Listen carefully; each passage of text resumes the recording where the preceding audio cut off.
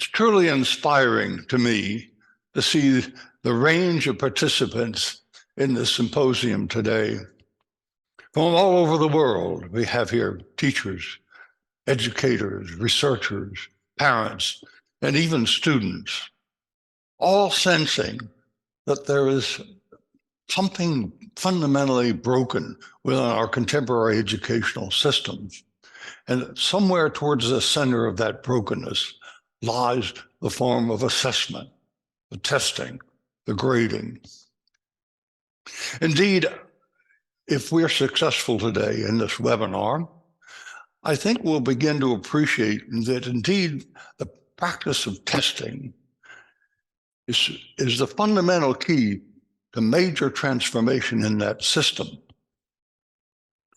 Let me try to expand on that.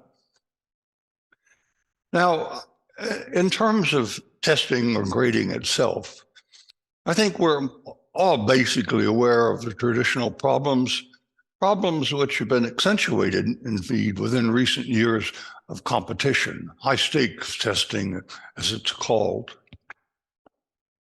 We know that students suffer year after year, month after month, week after week, their well-being impaired by the anxiety of having to be tested against each other. How will I rank? Am I acceptable? What will my parents think of me? What will my teacher think of me? And indeed, what about my colleagues, my friends? Am I better than they are, worse than they are? The competition continues. And indeed, in the United States, at just this point, the amount of money spent on pharmaceuticals or antidepressants, anti-anxiety drugs for adolescents is skyrocketing. And we all know of the toll of suicidal deaths taking place among high school students in competitive nations of the world. Those things are pretty well known, pretty well documented. We also know that testing takes a toll on learning, the very love of learning, curiosity, what it is to want to know. And indeed, young people are ambitious about knowing. They're interested in many, many things. They just don't happen to be on the curriculum of our schools. So what we require then is essentially the passing of tests, where students are basically interested in how I can make the best test scores. So that testing indeed shapes the interest of the students, which is to say, interested in scoring. There was a cartoon featured in a weekly news magazine here in the United States. It's a college graduate. He's just graduating, he's filled with his robes, he's greeting his parents, and he says, "Hooray, hooray, I don't have to learn anything ever again." That's the approach we have towards education. Now, these things are pretty well known, as I said. Where it becomes more threatening and more important is when you consider what education is in terms of the needs of the future. This system, basically, the system of education is basically over a century old, and yet the world has changed enormously. And we know at this point that what we need to know, what we need to prepare for, we cannot predict. Problems of the world are enormously complex, often threatening, and it requires at this time students who are able to work together, or to tolerate ambiguity, to consider multiple perspectives, to weave them together, and to work with others in forming solutions. These are indeed towards the center of the UNESCO goals for sustainable development. But what does our system of education do for this? Standardization and testing. on materials that perhaps no one will need and have no interest for the students involved. So there's no preparation for what we need in terms of the future of the world. There's a more subtle issue here at stake as well. And that is, well, let me approach it from this way. What does current education prepare us to do? Prepare our ways of relating.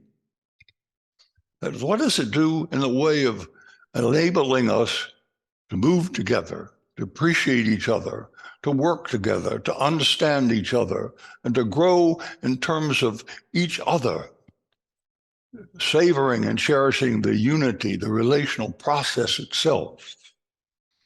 Because the system we have now, again, supported and embedded by grading and testing, is one of competition, me against you.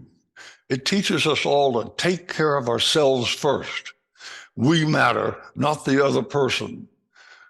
To be suspicious of the other, to feel that the other is always trying to get better than us. We prepare ourselves for independence, to individual striving, and the sacrifice, if anything, it looks like the common good, we together. So basically, we're talking about transformation of an entire system. Let me talk about that. The design of the educational system that we inherit from the preceding century is much like that of a factory. That is, it's designed for efficiency and mass production. It meant trying to take masses of young people and educate them as quickly and efficiently as possible. Standardization was essential, and testing became the means of ensuring that education was functioning well. That is, testing is essentially, you might say, a form of quality control. Now that system, again, is industrial in its nature. It is a rational system with each unit designed to do its thing, to function on its own.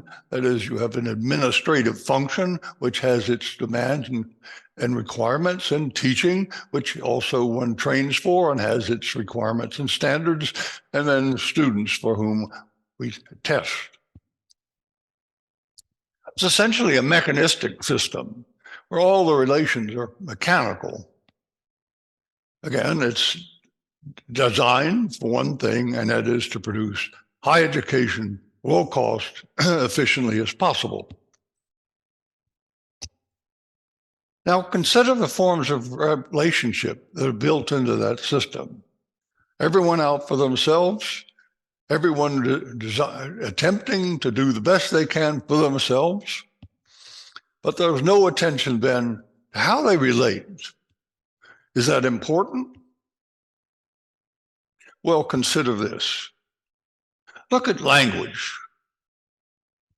The way we speak, what we use to get along together. The bare basis of what we call knowledge, often, typically in language. No one invented language.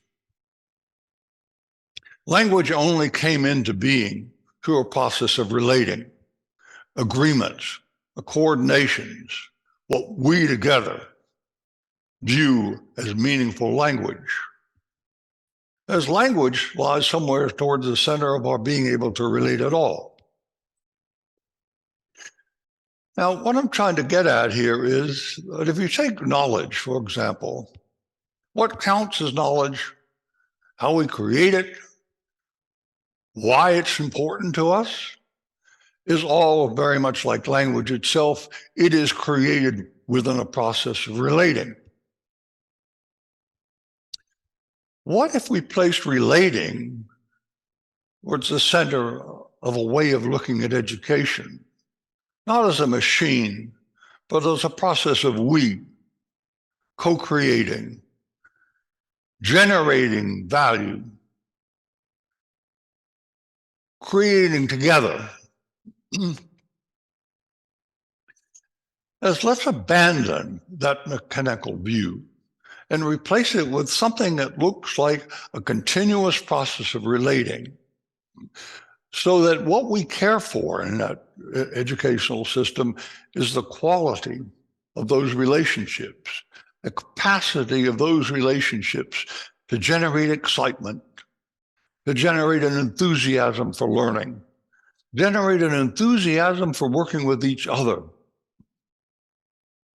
At this point, you can begin to see the linkage between testing and the future, in the sense that if we change the nature of that testing process so that it becomes centered on relationships, built into that process of evaluation is a relationship that is not mechanistic, that is not creating competition, that is not creating a challenge to my self-esteem at every turn. But we build into that relation to the evaluation process relationships on which we thrive, which draw us into it, which make us want to learn, bring enthusiasm, not only with our mates, with our teachers, with our parents, and with the local community. So let's turn towards relational evaluation for a moment. Educators have been well aware that tests and grades undermine the well-being of students and detract from the learning process itself. The result has been an array of innovations that is creating alternatives to testing and grading, alternatives which place relations at the center of concern. That is, trying to arrange ways of evaluation which are far more dialogic and more collaborative, which place a value in the students and the value in the relationship of students with each other, their teachers, their parents, and the community. And we'll hear a lot more about those in just a few minutes. But I mentioned earlier that testing and grading indeed is the linchpin, the fulcrum to major transformation. Why do I say that? Well, educators have also been aware that traditional teaching methods, top-down teaching methods of lecturing and grading, predetermined resources of information simply stamped into the curriculum for mastery, isn't working anymore. Students come in, they often know far more about various topics than their teachers, topics in which they're very interested. So in effect, there has been a kind of a stealth development of an array of pedagogies which are far more sensitive to the quality of relations. Dialogic classrooms, classes in which relating with each other is the primary form of learning. Collaborative classrooms with projects among students together. Project-based learning, in which we together, groups together, work on projects, trying to solve complex problems together. These are exciting pedagogies. They work. High-tech high school, for example, that system in the United States is almost based solely on project-based learning. There are no classes with chairs arranged in a row. There are no tests. It's primarily projects. So if you open the door to relational evaluation, where it's not scoring on tests that's important, you also open the door to these arrays of learning. Well, those kinds of pedagogies have been largely suppressed because no one knows how to grade them.